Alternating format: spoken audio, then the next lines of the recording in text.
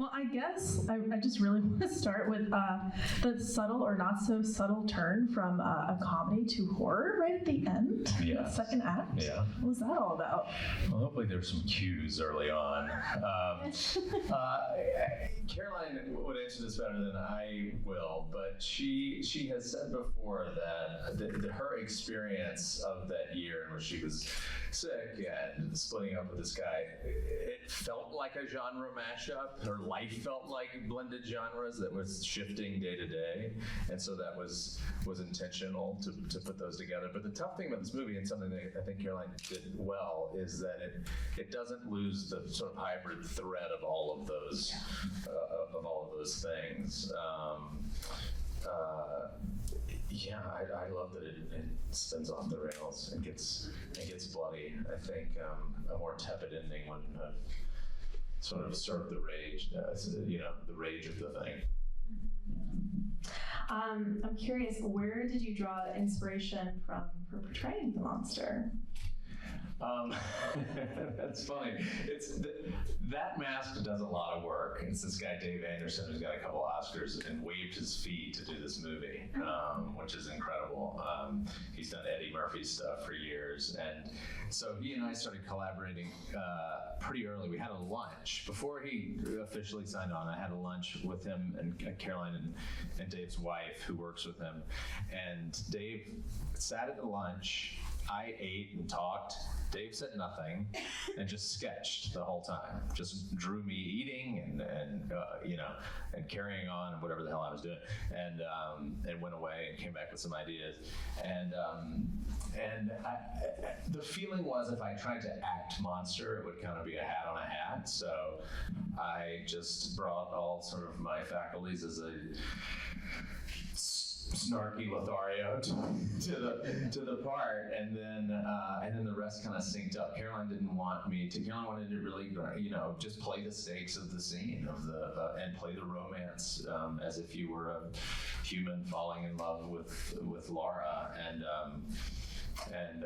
it was a big swing, but I think it worked. Yeah. Did for me. Did you revisit any classical films or texts to help with your performance? I really didn't. I mean, once I don't like a lot of noise in that way. I did do. There's a book called Rage Becomes Her that Caroline had given me, which was source material for her. And so to an extent, I am playing a woman's rage, and I'm not a woman, and needed some help. And that book, in terms of getting into the psychology and the corners we paint women into, and how sort of terrible the patriarchy can be. And so it did kind of help me to find a way through. But I think, once I'm a few months out from something like that, watching anything, doing anything, I'm really afraid that I'll start sort of regurgitating it as opposed to kind of making it organic to what we're making. So, I can't say I watched anything. I mean, I like all those movies, but there's not one thing that comes to mind that I was sort of basing anything on. This is the photographer in me. I'm so sorry. No, it doesn't. Why is he wearing a blank tag? How was the transition from short form to long form with this story? I mean, you've been with it for so long now.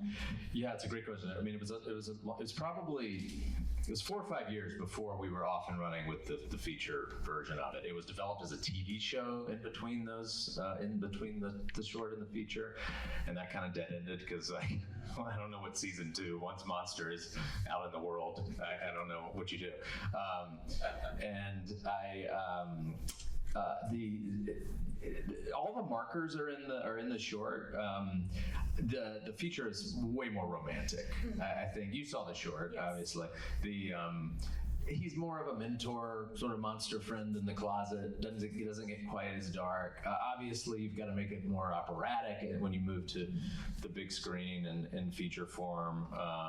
And we kind of found that. I don't know that we knew it was gonna look like that. But once Melissa and I started reading it with Caroline, it started to feel like this sweeping romance. My favorite part of this movie is just how oddly romantic it is. I mean, it's almost, there's more romance stuff into this movie than a movie has any right to bear. You know, there's Shakespeare and singing and lovemaking and everything in between. Lovemaking, never said that in my life. First time, folks, first time tonight I've uttered the word lovemaking. Yeah, that's the main thing. And then none of Laura Out in the World. The short, for obvious reasons, takes place in the house. There may be one shot outside, I don't remember, but but we had to put her into the larger world and see her operating there. And then at one point I think she was a cellist. That didn't quite feel grand enough. We wanted that big ending. Luckily we found this incredible theater in New Jersey that would have us. By the way, they're releasing the music for this. There's more music than is in this. So I do want to say this shamelessly, is that this thing is in several hundred screens on October 25th. It's like kind of a miracle. Please go with your friends. Like, little movies in movie theaters is just like, doesn't happen anymore. So we're really excited about that. I've lost my train of thought. It's totally fine. I answered something. You did answer something. I got to plugging myself and just forgot what you were asking. Did you know when you wrapped the short that a feature was like in the works, or that you wanted? So Caroline worked backwards. She had a feature script for this. Originally got a grant from Women in Film to do a short, cut it down, made the short, and then we kind of got lost in the woods for a while with the TV show and finding money and all that stuff. And then this wonderful woman, Kayla Foster, who plays Maisie in the film, is a really ambitious, sharp, up-and-coming producer. Said, I think this is a movie. Let me see if I can find the money. And she went out and found it. And we were off to the races. Yeah. How, just overall, like, how was your experience on set? Like, from a producer standpoint, but also an actor standpoint? Yeah, I mean, I was pretty good at it. I was mostly a creative producer, knew that I was going to be helpful before and after in post, because I've done a lot of that. So once the mask was on, I wasn't spinning plates. Kayla was. Kayla was, why isn't the crane here? Between setups. But I was kind of focused on doing the stuff with Melissa. It felt great. It felt just old school actor nerd great. Just roll up your sleeves. There's so many just great two-handed scenes in this. Melissa's all in. I think she's one of the great up and coming movie stars. I mean, I think Melissa there's nothing she can't do.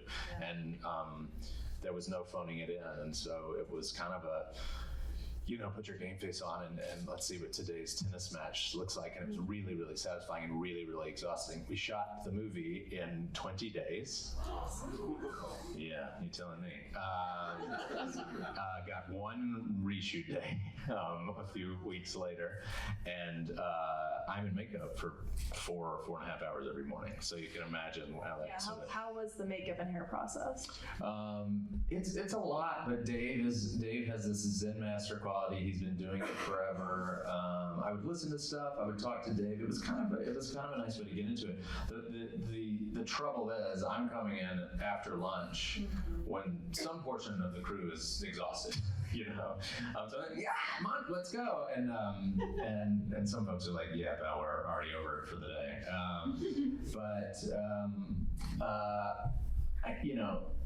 In certainly the 20 days service, the end was always in sight, and it was go, go, go, go. I asked Dave on his longest shoot with Eddie Murphy how many days Eddie had to put on whatever prosthetic he was putting on. He said 80, and I thought, well, then I can't complain. Did you experience any, I always like to ask this, like any happy accidents or challenges on set? A lot of happy accidents once we got in the flow of it. We shot a lot of the first big block was the house stuff, and by the third or fourth day, Melissa and I are getting along great. It's starting to improvise. A lot of the a lot of the scene where I come in and she's eating the Chinese food, that's a largely improvised scene. I was gonna ask that. I loved that scene. Because I just started fucking around with the books and the little dog or whatever and started making her laugh. And then making her laugh might be working. She's someone who's really open to that stuff. I am too. There wasn't a ton of rehearsal. I mean, we knew what we were doing and sort of knew where the goalposts were, but the toughest stuff was the scene in the park where I say it's not okay and she repeats it back to me. That was Super Bowl Sunday. The Super Bowl had just ended, and we're in Hoboken, and there's some sports bars in Hoboken. Sound was not your friend. Sound was not our friend. Melissa's pretty famous, and so all these, bros are pouring out of the bar, being like, "Hey, it's the girl from," and then they're like, "Who the fuck are you?" And PAs are trying to clear them out of the way, and we lost the part. We had about 15 minutes ago. So that scene was going to be, and it was freezing. It was freezing, and you can probably see it. I mean, there's a few lines that I hear that were hard to say because my jaw was kind of clenched, but we shot it in one big walk. Sorry if I'm getting too filmmakery in the weeds, but we shot this long walk and talk probably 6 or 7 times, and we're able to cut into that. When we're planted though, that 2 shot, we got 2 of those. Okay. We were gonna do traditional coverage and we ran out of time. So we have that version you see in the movie, and then we have a version that's a lot louder. So thank God one of them worked. And then the big scene where we kind of split up, where she admits that she slept with Jacob, and I yell at her, in my weird little underground dungeon. That was like 1, 2 in the morning, and we knew it was like a real linchpin kind of scene, and it was just it was tough, but I like where we ended up. But those 2 stand out as the hard days. The musical was so ambitious and so hard, but came off so well. A fun little Easter egg. The guy that says, "Is that supposed to be in the show?" And the other guy says, "I don't know, but I'm so into it." Those are the Lazor brothers who wrote all the music for the movie. Aww. What was it like working under Caroline's direction for both the short and the feature adaptation of the story? Similar, although she continues to evolve. This kind of sums up Caroline. I cracked this joke somewhere early in the process that she's like, she's kind of directs like if your grandmother won a contest to be on set. She gets so excited, and if she squeals behind the monitor, you can move on. She's such a romantic herself. She knows the genre backwards and forwards. She knows horror backwards and forwards. That she's just a fan of this and watching actors work. It's very, very collaborative. Sign me up for all of them with Caroline. We're already scheming to figure out what's next. It's a real team sport with her. She's, I'm sorry she's not here, but she's taking care of a small child in Toronto. There you go. What was it like working with a modern day scream queen?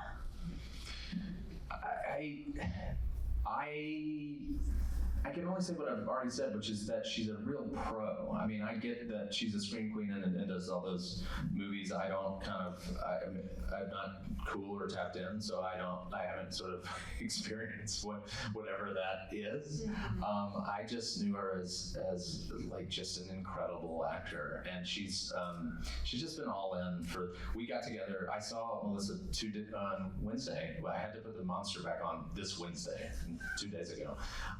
To do some promotional stuff for the thing, and she's we did a full day. I wouldn't know what to say. I just know her as a great actor and now a great friend. We're lucky to have her. I think she's really special, and like all the little stuff. I watched it again tonight. I haven't watched it in a while, and all of this the little stuff she's You guys doing. have really great chemistry. Thank you. I picked up on that. Let's see, what else do I have? This is kind of making its rounds in the festival circuit, premiere at Sundance. What's kind of next for the film? Anything else in this universe down the line? There is not really. It's the October 25th. This is the last thing I think I'll be at. There's a couple other festivals that maybe other folks are representing.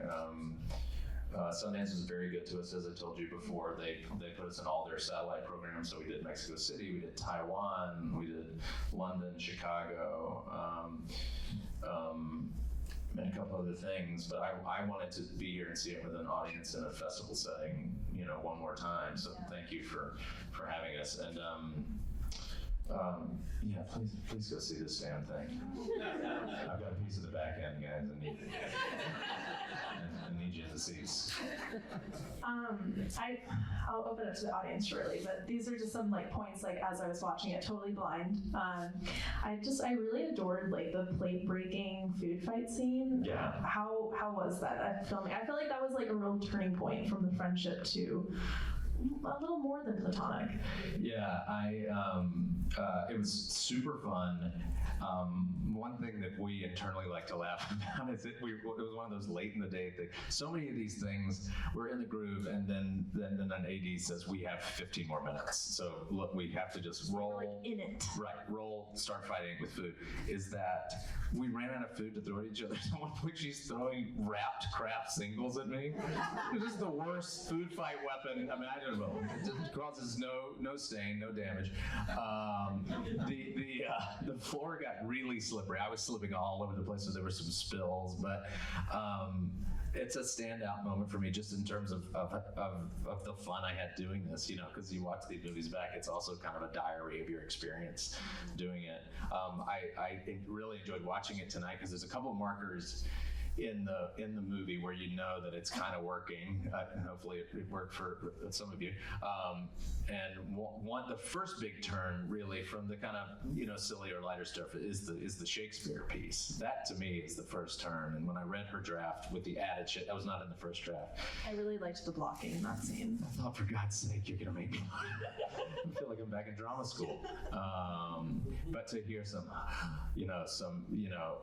the kind of air comes out of the room. I don't know if that's not the right metaphor, but that's you kind of know you've got an audience if that works, and then that's a moment you're talking about because it's a sweet moment at the end and that didn't work the first time we did. I can't remember what the lines were, but Melissa and I really had to find out what that kind of stopping her and saying just simply stay. I think there was a longer line at some point, and I thought it's a little treacly. We're kind of gilding the lily here, so it just ended up being that simple thing you see at the end of that. Just the quippy, the comedic timing was just excellent, in my opinion. But I guess just kind of if you could speak to how much, obviously this is a scripted film, it's a narrative film, but how much improv did you put into it? It's a good. I should say the script is rock solid. It's a great script, and we would have been well served just saying exactly what was on the page. I would say, at the level of dialogue, maybe 20% of it is improvised. I find when you get into that emotional stuff. Playing with the words a little bit, sometimes it will unlock something if there's tears or anger or something like that, and some of that stayed in the film. And then to the extent we had extra time, which we didn't have very much on this, we would. But that scene where we're watching the movie and like I said, with the little books and all that stuff, we had a little extra time and we just roll camera and started messing around. I should go back and say, what was it like working with a modern day scream queen? I hope people discover how funny she is. She's really got real comedy chops, and I think I know she loves singing more. Yeah, she's very good at it. Another scene that was really pivotal for me was the dance scene. Can you talk about do you have any background in dance? How was the choreography with that? No, I'm really a bad dancer. We did a full day of rehearsal for that. that's another one of those things that I think if it's working, it means the movie's working.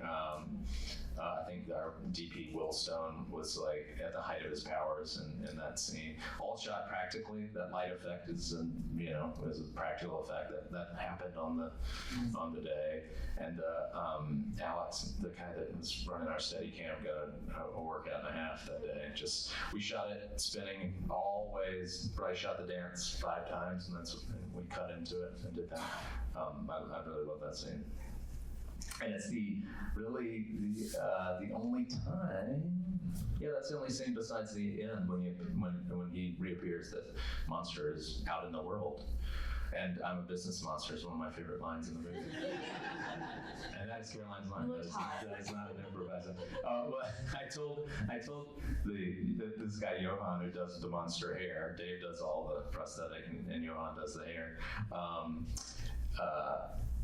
He said, "Well, what do you want to do for this scene?" And I said, "I want to look like Brad Pitt in Legends of the Fall." I love that movie. I don't know how it worked, but that's what I told him. All right, I guess I'll open up for the audience. I'll do a little mic running. Does anybody have any questions? I can just project. Okay, Claire's projecting. My main question is, when it comes to the prosthetics that you had, like, how long did that take each day in makeup, and how uncomfortable was it? It's great questions. It was, first of all, the short of this is the first time I've ever worn a prosthetic on my face ever in 20 years of doing it. So I was new to it. It's about 4.5 hours. If you give Dave time to tinker, he'll tinker. So like if they're running late on set, Dave will extend it to 5.5 hours and make sure the freckles are just right. I mean, these are really obsessive craftsmen. And it takes about an hour to get off at the end of the day too. It is, once you're in it and kind of, it's not constricting. It's an incredible, very expensive material. It's based on my face. All the crow's feet match. Every line on my forehead match. So every muscle I move in my face moves the mask, which is incredible. We did not have that mask in the short. And it dies every day. So there's no reusing it.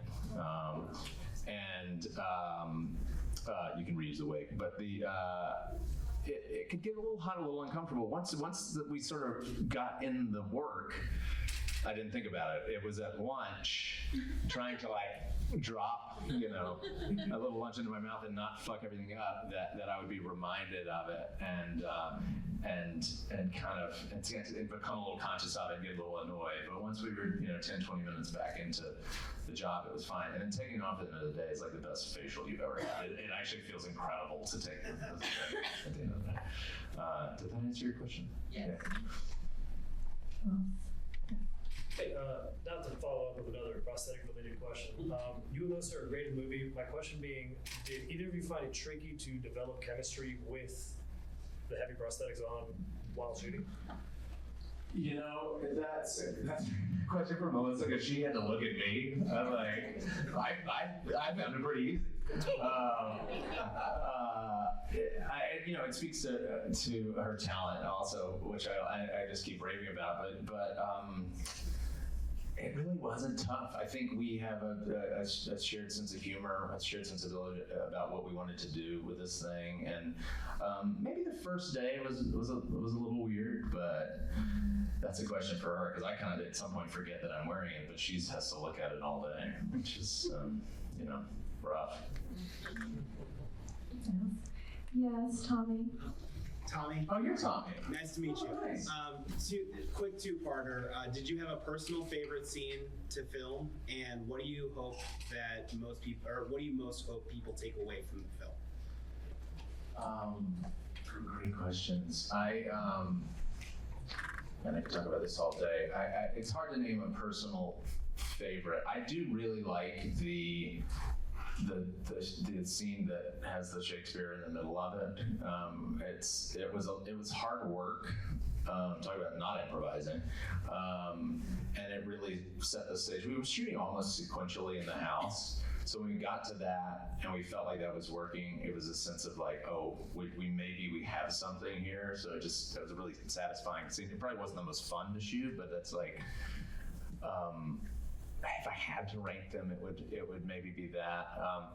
I think, and this is, Caroline should answer this question, but I think what the team would like people to take away would be that like, rage is okay. I think society kind of tells women to be polite, be nice. You shouldn't be mad. We let men be mad. Well, fuck that. And I think this movie is saying that. And hopefully the right way. Don't go out and kill your boyfriend. You don't have to take it that far. And then I hope people come out of the movie and thinks, you can make it's not a purely classic movie. Obviously, it's got some twists and some darkness in the end, but let's make big, sweeping, romantic movies again. I mean, it's just makes my heart swell. I've seen the thing 15 times. I would love people to come out kind of a little lighter on their feet also, which is a weird juxtaposition given the first part of my answer, but that's my feeling about it. Yes, Ken? One of the key scenes to me is for your arc and your character arc is the scene where she basically has the affair and talks about it to you. Can you talk about that, because that's a change in your character and how it kind of goes from there. It also gives us empathy for you as a character in the end for basically being the killer. Yeah. It's this is not maybe a direct answer, but and I think the movie is ambiguous. I want people to think that, whether you think Monster is Laura or Monster exists, outside of Laura. But Caroline and I talked about that scene. Is the only way for me to play it is as a fully formed entity interacting with another. You can't, you get lost in the woods if you start playing another part of someone else. And that scene was that the characters are most bifurcated. You really get the sense of people that are not joined up anymore, and I can say this that may help answer that question, which is the first couple takes were really rageful and too big and not heartbroken, and I think. And thank you for saying that about the art. I think when we settled down a little bit, it's still a hot scene, but when we settled into he doesn't love you, and Monster's allowed to come apart a little bit. We were like, oh, that's kind of the right shape. You don't need him to be furious at her to set off the end of the thing. You need him to be heartbroken, and that's going to make her feel even worse than if he screamed in her face. I don't know if I answered it, but that's kind of my feeling about it. Time for one or two more. Yes. Right here. Hi. So just hearing you say you got to do the house stuff sort of chronologically, I feel like that's so rare when you're making a movie to almost do it like a play where you get to have that sort of narrative through line as you're making it. Was that kind of satisfying given? Oh, it's so satisfying. I would do it, if given the choice, I would do it for every movie. Yeah. I mean, it's just, you're doing a lot less math when you're doing it. And I think it was helpful for, Melissa and I had met on Zoom a couple times, and we were both, got to New Jersey probably a week before we started shooting, and would have lunch and talk and go through the script with Caroline. So we were getting to know each other, but to the extent that we continue to get to know each other better, shooting sequentially just made that so natural, and I think that was Caroline's intention. There were a lot of people packed in that little brownstone for 10 days, but yeah, I prefer to work that way. Anyone else? Yeah. This is more of a comment. I just thought it was very cathartic to see Jake get his throat ripped out. Yeah. I was waiting for that big blow up, and I enjoyed that it was a steady process, so that they have that initial argument, and then they sleep together, and that was oh my god, then he fires her. Oh yeah. And By the way, I love the reactions in this room to that. It was really what we wanted. So thank you. yeah, it was incredibly, from the audience perspective. perspective, it was kind of like, wow, he couldn't get any worse, right? Yeah. But it was great to then see them again have another bigger moment, and she's finally fully embraced it. Yeah. When he dies, and I was like, great. Good. The movie worked for you. Yes. Yeah, I would say in closing that, he's 3 seconds after he zips up his pants, he's like, oh, by the way, you're fired. And it's just like, what a piece of shit. But Edmund Donovan, who plays him, is the sweetest, most wonderful guy. So testament to his chops. He's become one of my favorite people, and is so great in that because it's a really tough, it's tough to be that guy, and make him feel real, not too harsh. So anyway. Well, thank you so much, Tommy, and thank you everyone for coming out tonight. Again, we are discovering different all weekend long, so go to charlottefilmfestival.org and see what else you might like to see. Thank you, guys.